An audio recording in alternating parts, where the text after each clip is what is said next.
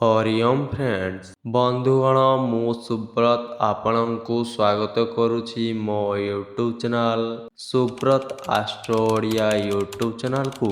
ବନ୍ଧୁଗଣ ଆଜି ଆମେ ଜାଣିବା ଏହି ଭିଡ଼ିଓରେ 3 ଏପ୍ରିଲ 2024 ତାରିଖ ବୁଧବାର ଦିନର ଦ୍ୱାଦଶ ରାଶିର ରାଶିଫଳ ବିଷୟରେ।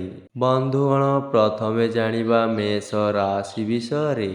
ମେଷ ରାଶି ଆଜିର ଚନ୍ଦ୍ରଙ୍କ କେନ୍ଦ୍ରରେ ରାଶିସ୍ଥ ଶୁକ୍ର ପ୍ରଭାବରେ ବନ୍ଧୁ ମିଳନ ମାଧ୍ୟମରେ ଖୁସିରେ ସମୟ ଅତିବାହିତ କରିବେ। କର୍ମକ୍ଷେତ୍ର ତଥା ସାମାଜିକ ସ୍ତରରେ ବହୁ ଚର୍ଚ୍ଚିତ ହୋଇପାରନ୍ତି।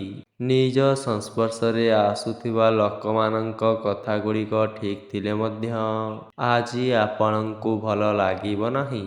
ଅପରାହ୍ନେ ବନ୍ଧୁଙ୍କ ନିକଟରୁ ଆଶା କରୁଥିବା ଶୁଭ ଖବର ଶୁଣି ଆଜି ଆପଣ ବହୁତ ଖୁସି ହେବେ।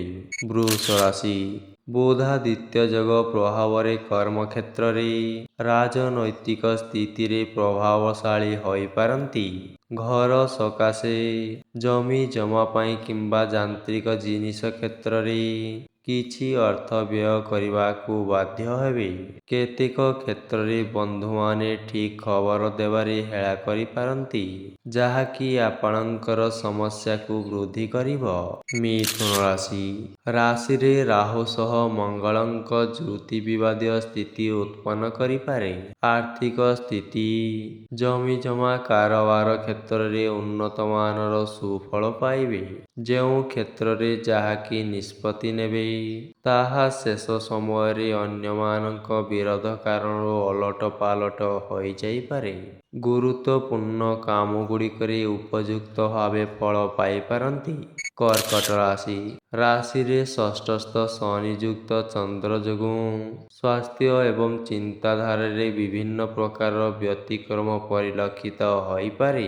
ପ୍ରତ୍ୟେକ କ୍ଷେତ୍ରରେ ପ୍ରତିକ୍ରିୟାଶୀଳ ମନୋବୃତ୍ତି ପୋଷଣ କରିବେ, ଯାହାକି ଅଶାନ୍ତି ସୃଷ୍ଟି କରିବ।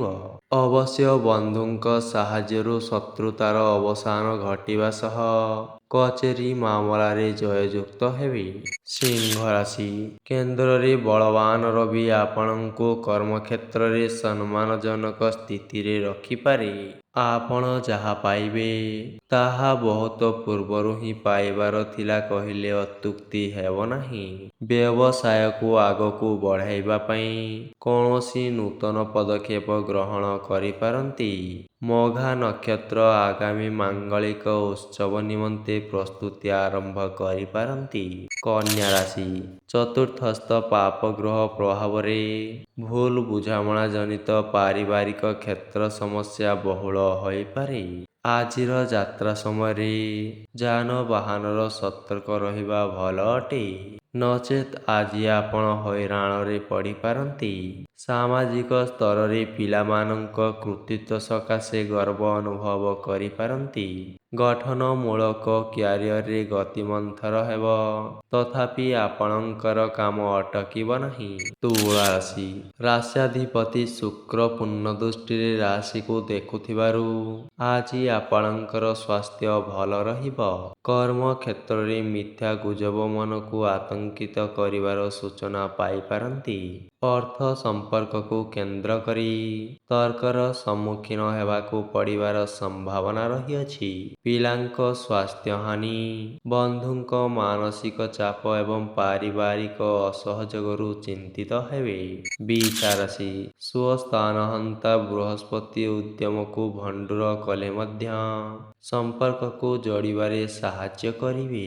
ଆପଣଙ୍କର ପ୍ରତ୍ୟେକ ଅସ୍ୱସ୍ତିକର ପରିସ୍ଥିତି ସୁଧୁରିଯିବ, ଯାହାର ଝଲକ ଆଜି ହିଁ ଆପଣ ପାଇଯିବେ। କଳା, ସାହିତ୍ୟ, ସଙ୍ଗୀତ ଏବଂ ଅଭିନୟ କ୍ଷେତ୍ରରୁ ପ୍ରଶଂସା ପାଇପାରନ୍ତି। ଘର ଭଡ଼ାକୁ କେନ୍ଦ୍ର କରି ଝଗଡ଼ା ଲାଗିପାରେ। ଧନୁ ରାଶି ପାପ ଗ୍ରହ ପ୍ରଭାବରୁ ଦୈହିକ ଏବଂ ମାନସିକ ସ୍ଥିତି ବିଶେଷ ଭଲ ରହିବ ନାହିଁ। ସାଧାରଣ କଥାକୁ ନେଇ ଅନ୍ୟମାନଙ୍କ ଉପରେ ଅଯଥା ବିରକ୍ତି ପ୍ରକାଶ କରିବା ଠିକ୍ ହୋଇନପାରେ। କେତେକ ନୂତନ କାମରେ ପରିକଳ୍ପନା କରିବେ। ସାମାଜିକ ସ୍ତରରେ ଜନମଙ୍ଗଳ କାର୍ଯ୍ୟରେ ନିଜକୁ ନିୟୋଜିତ କରିପାରନ୍ତି। ମକର ରାଶି ଶୁକ୍ର ଏବଂ ରବି ଏବଂ ବୁଧଙ୍କ ପ୍ରଭାବରେ ହସ ଖୁସି ଭିତରେ ସମୟ କଟାଇଲେ ମଧ୍ୟ ମନ ଭିତରେ ଅନ୍ତର୍ଦ୍ୱନ୍ଦ୍ୱ ହନିଶି ଲାଗି ରହିବ। ଅତି ପ୍ରିୟ ବନ୍ଧୁଟି ସହ ଭାଙ୍ଗି ପଡ଼ିଥିବା ସମ୍ପର୍କ ପୁନଃ ଯୋଡ଼ି ହେବା କଷ୍ଟକର ହୋଇପାରେ।